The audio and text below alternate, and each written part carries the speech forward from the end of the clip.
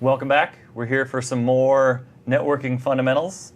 Hopefully you've enjoyed what you've seen so far. It's not too much, too little, just right. Again, referencing Thomas's comments earlier about a hug of knowledge as we present more and more of this to you over the next couple of modules. We're going to dive right into our module 2. We're going to start talking about the OSI model today, and I'm going to hand it right off. Okay, so module 2, defining networks with the OSI module. Again, let's talk about skill concepts for purposes of testing. The skills and concepts here are understanding OSI basics, defining the communications subnetwork, and defining the upper OSI layers, and defining the communications subnetwork. Standards. So we talked earlier about the English language. And because the English language has rules, that gives Christopher and I the ability, since we've grown up in different parts of the country, to still be able to communicate effectively.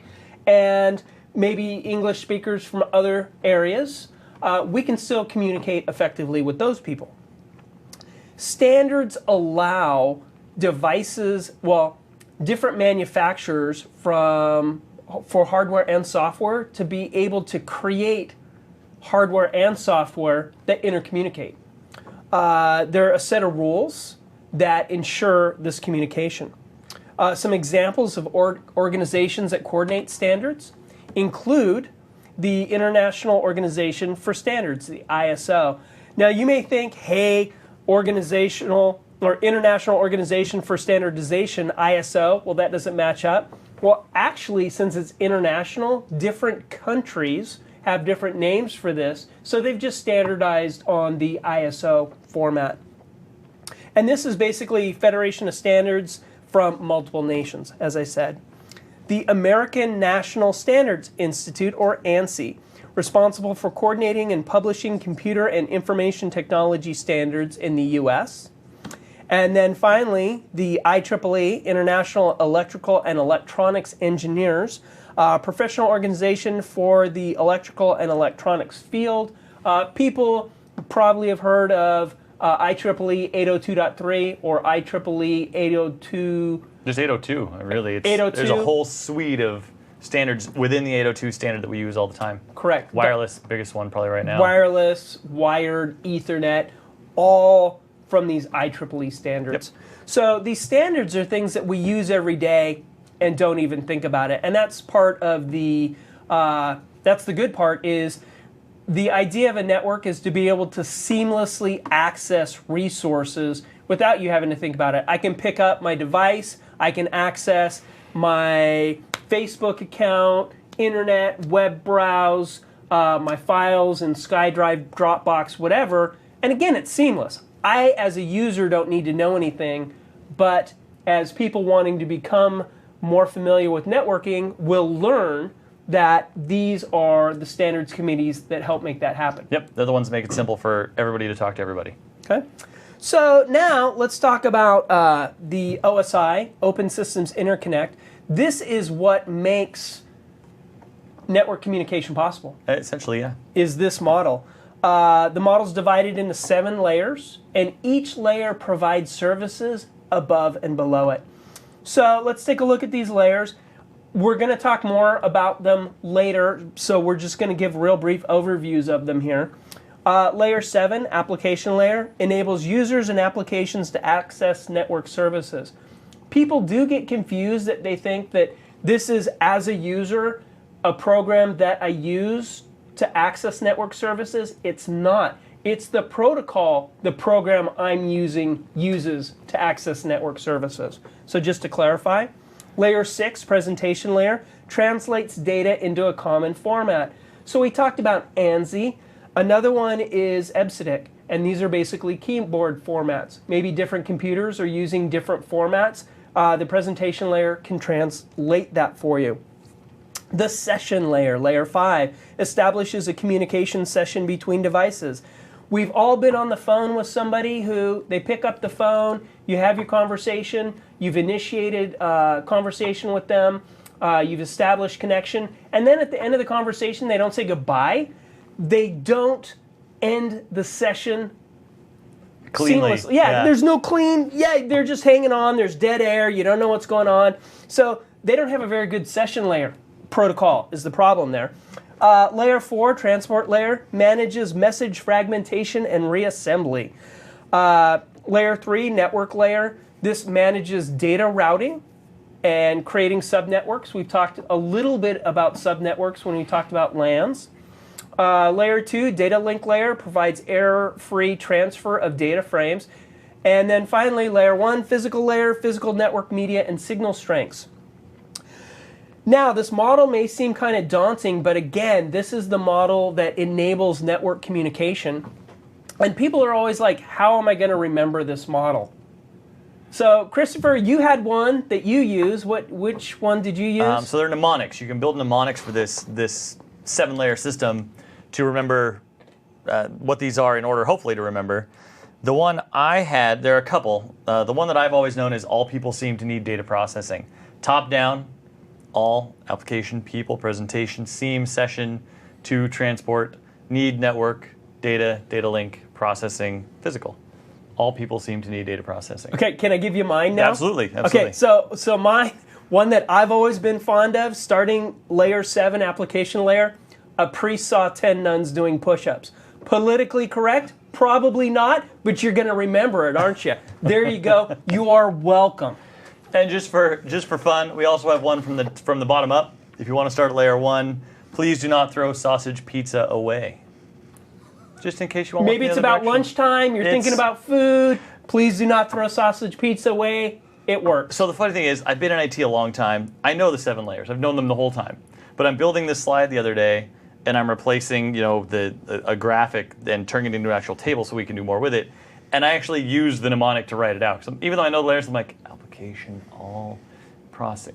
I wanted to make sure that I had them all in the right order. So right. I refer to mnemonics I've been using for 15 years to... they're really helpful. Yeah. I'm a huge fan of them. And those nuns doing push-ups, they're a fan too. So the OSI model layers, basically what we have here is, as we mentioned, it allows devices to intercommunicate. So what you see here is one device on the left-hand side under the title needs to intercommunicate with the other device. Maybe it's requesting a web service, a file and print service, maybe it's printing, whatever, there's communication. So the one starts, it goes through the different layers, and on the right-hand side of the table, it shows you what the data unit is called. Data, and then we get to segment, packet, frame, and then once we get to the physical layer, it becomes bits. It goes across the wire, that's our physical media, goes up the next one, and then basically it just gets deconstructed or reconstructed. So as the message goes down, it kind of gets deconstructed into the appropriate layer. As it hits the other side, it gets reconstructed. Well, and the terms they use, I didn't want to go into too much detail as I was building these slides because we want to give people the right amount of information for this exam and to have the information they're going to need to do the job, but not necessarily so much information like, you know what, after 3 slides, I don't need to watch this anymore, I'm going home. The protocol data units on the right, you're not going to hear that term very often, but what happens as the data moves from top to bottom, you start with a piece of data at the application layer that is actually added to as you go from top to bottom. So it's either added to or in some cases broken apart. I start with a given amount of data, the next layer adds headers to that. The next layer breaks it into smaller consumable pieces to actually put on the wire and may add more information to those smaller pieces. So we're not going to dive into the actual technical details of what happens to each layer, but that's what this is describing, is that information is being, the data itself, your actual chunk of data is being modified, manipulated, broken apart, tagged, and built in a way that when it gets to the physical layer, those bits can be sent across and then successfully reassembled up the stack on the other side. So now let's go ahead and start taking a look at the different layers. Layer 1, physical layer, defines the physical and electrical media for data transfer. Whether this is wired or wireless, they need standards of some kind. You need to know how to build the media. For wireless, what signal strength do I use? What signal channel do I use? For wired, what type of wires and cabling do I use? What type of jacks do I use? Physical layer components include cables, jacks, patch panels, punch blocks, hubs, and mouths. Physical layer concepts, and we've talked about some of this already, topologies. So what the network physically looks like. Analog versus digital encoding. When we think of analog, think of the old style analog clock. So it can be any of time versus a digital. Digital clock is discrete. So it's either 10:05 and then it becomes 10:06. Maybe your digital clock doesn't have seconds on it. So let's take seconds away. So your clock is 10:05 and then it flips over and becomes 10:06. The gradation displayed to you is just it's one and then it's the next. For analog, so you have the analog, you have the hands on the clock. It can be any value within that system. So think of it that way, hands on a clock or digital media. Bit synchronization, baseband versus broadband, multiplexing and serial data transfer. We'll get into these topics more later. And the unit of measurements at this level is bits. So Ethernet standards. We've talked about the Ethernet. Ethernet standards is basically the standard for communication over networks. This has a frame type, so how data is packaged and sent over the wire. It has a physical media that can be described. As Christopher mentioned earlier, 802 is the Ethernet standard. Well, .3, .11 are the different standards of Ethernet that describe frame type, physical characteristics, electrical characteristics. All those are described in those standards. Defined physical and data link layers, so the first two layers. 100 base T is an example of an Ethernet standard. And to kind of break that down, the 100 stands for 100 megabit. The base is for baseband versus broadband. And T is for twisted pair cabling. Which we'll look at later as well. Yes. Baseband refers to the fact that the networks use digital signaling over a single frequency. Broadband systems use analog signaling over a range of frequencies, enabling multiple channels over the same physical medium. So again, if we think of digital and analog, not to hammer this, but I think this is kind of an important concept to understand. For digital, if you're looking at here, digital is discrete. So with digital, the data's so zeros and ones. It's here or it's here. So it's very discrete. For analog, it can be anywhere within this range. So anywhere within this range up here or down here can be analog. With an analog channel, devices can speak anywhere within this channel. For digital, you have these two areas. It can be here or it can be here. So again, something to think about, hands of a clock versus digital clocks. Layer 2, data link layer. So the data link layer establishes, maintains, and decides how transfer is accomplished over the physical layer. So basically now what we're talking about are frame types. How is that content encapsulated and put over the wire? Christopher earlier mentioned MAC addresses, media access control addresses. They're defined at the data link layer. These are hexadecimal addresses assigned to a physical network card or to uniquely identify these cards. And in this case, MAC addresses ensure, in theory, although I don't think I've ever seen an example of this in the real world, they ensure uniqueness worldwide for network devices. Correct. They actually, okay, so this is a little bit older. They had a problem where they gave, so for hexadecimal addresses, they assign different manufacturers different addressing schemes or different addressing assignments. For a while they had, and I don't even remember the names of the companies, they gave them the same assignments.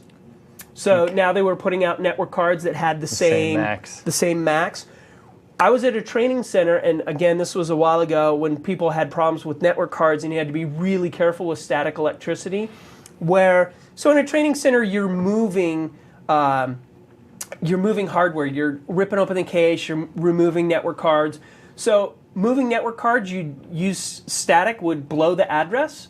So now you might have multiple systems that have the same MAC address, And the error that you would get is you'd bring one system online, it would be able to use the network. When you brought the other system online, it would blow the first system off the network. And then as you used each system on the network, it would blow the other system off the network. So Sounds like fun. Oh, it was really interesting to troubleshoot. I imagine. I would say it was good times, but it was not good times. It was the opposite of good times, actually. So network interface cards and bridges are examples of devices at this layer, and the unit of measurement at this layer is frames. So media access control, which we've talked a bit about already, ensures unique addresses for the different devices. We've talked about what happens if devices don't have unique addresses, and manufacturers are typically assigned ranges of addresses. There are 6 octets in length, written in hexadecimal. And we're actually going to see an example here on the next slide. So it's animated, so not just by clicking. Okay. We'll get to an example in just a moment. And props to Christopher. This is some of his graphic magic here. So know that all this graphic amazement is coming from Christopher. Unless you hate it, in which case it was someone else entirely. A vendor did it, Yes. I guess. Layer 2 switches are hardware-based and use the MAC addresses of each host computer network when deciding where to direct data frames. We've talked a little bit about switches already. So ports on the switch are mapped to different MAC addresses on the system. So if we look here, we'll see that, hey, these two ports are assigned to these two MAC addresses. So when a packet comes in for a specific device, it will only send to that specific device. Yeah, and in this case, 2 things to note here. At the very top it says layer 2 switches. That is a valid term, although 99% of the time when you hear the word switch, it's a layer 2 switch. We probably won't get too complicated in this session or in this course and talk about layer 3 switches, which do exist. Little much to go into, considering it's actually overlapping with routers and switches. We're not going to go there. So usually when you hear the term switch, it's a layer 2 switch. And these addresses, they're not assigned per se to, say, the ports on this device, whereas a router is going to have IP addresses on the device. These, it just keeps track of.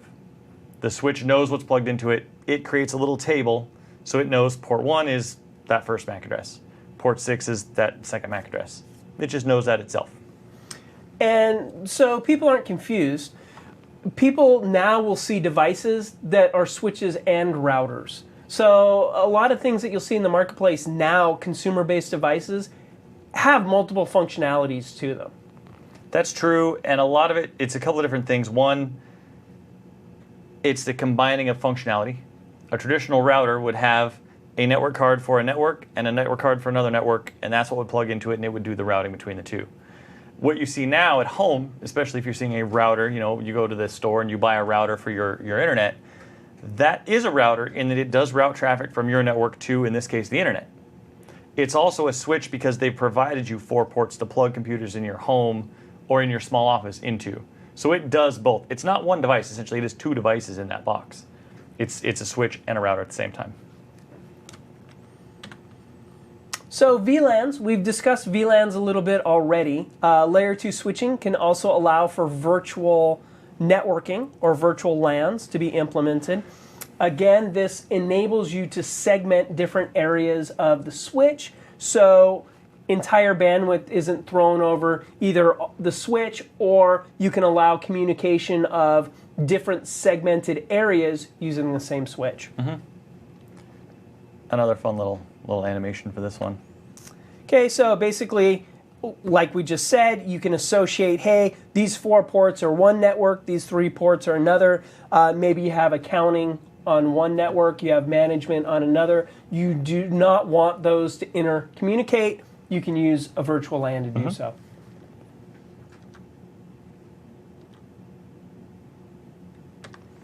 Okay, so layer 3, network layer. This controls the operation of routing and switching to different networks. So it's using the network layer that subnetworks are created. This translates logical addresses or names to physical addresses. So as a user, I go to www.microsoft.com. The network layer is the one that translates that from that address or from that name to an address. So when this happens, since we've already gone over the first two layers, we could talk about this now in a broader context. I want to go to www.microsoft.com. I do that. There's a process in the background that goes on that sends an IP back to my computer. It says that name has this address. And here we see Internet Protocol as the network layer protocol. There are services that will translate the name to the number. Like we just talked about in layer 2 with MAC addresses, there are also services that translate that IP into a MAC address. Or throughout my network, ways to figure out that that MAC address isn't on my network and I need to route it out somewhere else to find it. So this name translation or number translation happens at multiple layers. It's another one of those things I was talking about where the packets are being modified as they go up and down. Each of those layers has protocols and applications within it that are doing things to make sure those packets get where they need to go. Devices that work at this layer are routers and IP switches. Network layer components include IP addresses and subnets, and the unit of measurement at this level is packets. So we talked about layer 2 switches. Layer 3 switches are basically switches that work at the network layer. So now instead of using the MAC address, we use the IP address. They have the same functionality, they just work at addressing at a different layer. Layer 4, the transport layer. So we've talked about the physical layer, the data link layer, the network layer. Now we're going to talk about the transport layer. I'm sitting here listening, making sure he gets them all right. As we're going through, Christopher's he's throwing these testing out of me. my mind. We'll see how it goes. This layer ensures messages are delivered error-free and in sequence with no losses or duplication. Protocols at this level perform segmentation, ensure correct reassembly, and perform message acknowledgement and message traffic control. So if I have a 10-page document, and with this 10-page document, let's go back to our postcard analogy. I have a 10-page document, and I can only fit 10 words on a postcard, and postcards are how I need to transmit information to Christopher. So as this goes down the stack, at a certain level, the transport layer, this 10-page document starts to get cut up into different smaller bite-sized pieces. These get put on postcards. When they hit the network level, it says, oh, and another thing that the transport level does is, so now I've cut all these up, I've put them on postcards, well, I number them. I say, hey, this is number 1, this is number 2, this is number 3. So when Christopher gets this information, he can reassemble in appropriate order. And make sure I'm not missing any. Exactly. So, do my postcards, network layer, I address them, I get to the data link, that's me walking to the post office box, opening the mailbox, and then the physical is me throwing it in, and then the mail carrier handing those off to Christopher. Christopher gets them all and receives them, gets them out of the mail. Now, what he needs to do is, so it went down my stack and now back up Christopher's stack, he needs to reassemble and reattach all this stuff. And because I've numbered them, he can look at them and say, oh, I didn't get 15, you need to resend me 15. The unit of measurement used here is segments or messages. And this layer contains both connection-oriented or connection-less connections. So if we look here, connection-oriented communication, this requires both devices involved in the communication to establish an end-to-end communication. And I see Christopher smiling over here. I think he has something pretty exciting for us. These are two of my favorite slides to have built. This was actually kind of fun for me. So let's see what we have here. So at this point, okay, so the PC is basically, hey, I'm a PC, I'm going to need services. The server, hi, I'm a server, it makes an acknowledgement. I want to send you something important. Okay, I will watch for it. So we have this back and forth communication that's a connection-oriented communication. We're aware that something's going to happen. We're making sure it happens correctly and properly and in order and in time. And again, as we mentioned, packets not received can be resent. Yep. So now let's look at connectionless. So connectionless, end-to-end connection is not necessary before data is sent.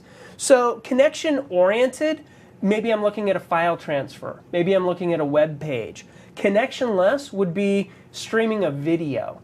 I don't necessarily need every frame, but I do need certain information.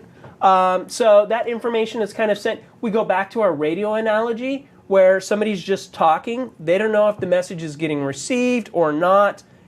They're just sending the information out. That's kind of a connectionless communication. Every packet is sent, still has a destination in the header, but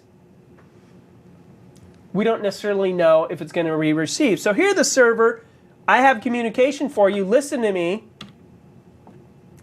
And here the client's kind of sleeping because there's no response. They're just listening. Server sending it out. Hopefully someone's listening. Yep. So connection-based protocols. The transport layer contains both connection-oriented and connectionless. We have TCP, Transmission Control Protocol, that provides a connection-based system, and UDP, which provides a connectionless, unreliable transport system. TCP and UDP, so TCP transport's used for logging in, file and print sharing, replication. So basically, when you need acknowledgement, you use TCP IP. UDP is used for one-to-many communications, broadcast, multicast, IP datagrams, audio streaming, things of that nature that don't need to be acknowledged. Yep. Hopefully someone's listening, and if things get dropped in transit. This is actually a protocol used in situations where packets can't be resent. One of the best examples I have of that is VoIP, voice over IP. If I have a phone that's working on an IP network and I'm having a conversation with somebody anywhere else, if the packet that I'm creating by talking into my device that's getting assembled and run through the layers and sent across the wire, if that packet doesn't make it, I can't re-have that millisecond of the conversation. It's just gone. So otherwise you get chop, jitter, yep, which you'll hear. Stutter. You'll hear gaps, and that's because there are packets that may not make it for any one of 1,000 reasons, and if they don't, there's nothing you can do about it. Well, and there are certain things that, say a conversation. If, as Christopher and I are having a conversation, I have to acknowledge every word he says, that's really going to delay the conversation.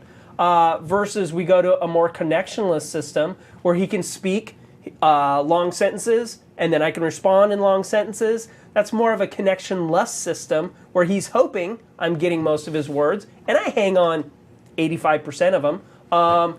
And he probably hangs on 75% of mine. I'm not sure, but so we'll go with that. Is how much of it I'm remembering.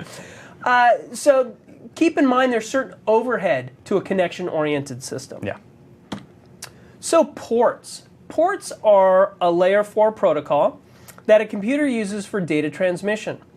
They're logical communication endpoints for specific program on computers for delivery of data sent. For example, we have two computers communicating. One computer is requesting web services from another. If I just send to the IP address a request for web services generically, it's not going to know how to respond to that. So what I need to do is specifically give it a port. I don't do that. The protocols do that. Give it a specific port to say, not only is it this address, it's this specific program I'm talking to. So go back to mail, our postcard analogy. Let's say Christopher and I have multiple postcard conversations going on. So I might address this postcard conversation as port 80, which is our term paper. Another postcard conversation we have might be port 443, which refers to some other conversation we have. So basically, ports allow you to not only say this specific device, but this specific application or process within this device. Is what I'm looking for. The analogy I used to use was a house. I'm sitting home on my couch, my doorbell rings. Now the analogy at this point is IP addresses. someone out there in the world has found my IP address. That IP address is how they're going to find my house. They use a street, a city, a state, a zip code to narrow it down. And an IP address is just that. They've narrowed it down to my house. They come to my house, they knock on the door. All I know is someone's at the door. I have to walk over the door, and I have to look through a peephole or out a window to find out what they want. That's what those ports are, is what they want. If it's a guy in a little brown outfit with shorts on, holding the box in his hand, I know he wants to deliver me a package. I'm going to open the door, I'm going to take the package, I'm going to sign for it. If it's a guy also possibly with shorts on, but in blue outfits and maybe wearing a hat, he's probably got some mail for me that I'm going to want to open up and read, and I might actually have to go get some mail and bring it to him to take with him when he leaves. So the ports act as almost the uniform. What are you here for? What do you need when you get here?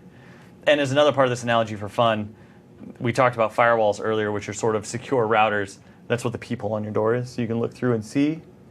That's very nice. That guy's wearing a little brown outfit with shorts. I probably want to open that and take that package from him. That guy's got a knife in his hand. We're going to go ahead and keep the door shut. We're not going to open the door for that one. Well, I mean, you might. What if you want to live dangerously? Or what if that's the knife that you ordered from the... Yeah, but the fact he's holding it in his hand might be a little suspicious. Yeah, might be a little worrisome. I would think that would come in a box, but I guess maybe if that's how you deliver things. Okay, so that basically outlines ports. And then in this next section, we have the generic ports. Well, not generic. These are very specific ports. So these port numbers are always associated to these protocols. 21 FTP. So when you get on a site and try an FTP, you're using port 21. Port 23, Telnet. I mentioned port 80 before, HTTP. So any web browsing you do is using port 80. If you want to do secure browsing, 443, HTTPS. And then you can kind of look through this list and see the different ports that are associated with the different programs. So the way to impress your friends, if you are that kind of geek, you have contests at your house. Who can remember the most port numbers and what services are assigned? People will flock to your parties if you start them off with port competitions. How could you become more popular than that? You can think of a couple of ways. Okay, so layer 5, session layer. Session layer manages session establishment, maintenance, and termination between network devices. Example, when you log on or log off, again, we go back to that phone call analogy. When you start up on a phone conversation, hello, how are you? You initiate the conversation. I've called about blah. Hey, Christopher, I've called about this presentation. So Christopher would answer, we'd go back and forth, and then when we were finally finished, you'd be like, okay, goodbye. And then if he had a decent session layer protocol, he would say goodbye also, and we would cleanly disconnect the session. This layer also controls the name and address databases for OS, such as NetBIOS. NetBIOS, Network Basic Input-Output System, is a protocol that works at this layer for naming, creating names and associating names to computers. And actually, Microsoft was one of the people or one of the companies that implemented this for a way to associate names to computers. Yep, a long time ago. This was one of the protocols Microsoft implemented. It's not so widely used anymore, but it's still out there. You'll still see it. Layer 6, the presentation layer, translates data format from sender to receiver in various OSs that might be used. Concepts include character code conversion. Remember I mentioned maybe ANSI versus EBCDIC, the different keyboard types. Or not necessarily keyboard types, but data representation. How do you represent an A in this system versus how do you represent an A in this system? Presentation layer is the one that translates that. Redirectors work at this layer, such as map network drives that enable a computer to access file shares on a remote computer. Again, a translation system. And then finally, layer 7, application layer, serves as the window for users and application processes to access network services. End user protocols, FTP, SMTP, Telnet, and RAS work at this layer. Again, this isn't supposed to be confused with the application that you're working with. This isn't mail. This isn't the mail UI that I'm using. The mail UI that I'm using that sends information down the stack, it hooks into the application layer. The program itself isn't the application layer. And then again, the OSI model revisited. If we take a look at the slide here, we see application, presentation, session, transport, network, data link, and physical. We see the different protocols associated with each layer, and then different devices that might be associated. One thing to keep in mind, or that I always thought was kind of interesting, is notice TCP and IP are at different levels. People think that TCP and IP are opposite of the same thing. They're actually not. It refers to a portion of the transport protocol and a portion of the network protocol. In the scheme of things, not overly important, but a fun geek fact. Again, ways to impress your friends at parties. Exactly. We're chock full of ways to impress your geek friends at parties. Obviously, Christopher and I don't go to a lot of parties, but if we did, we would have knowledge to share with you and would be happy to do so. The TCP model. So we've talked about the OSI model. The TCP model is actually a little bit different.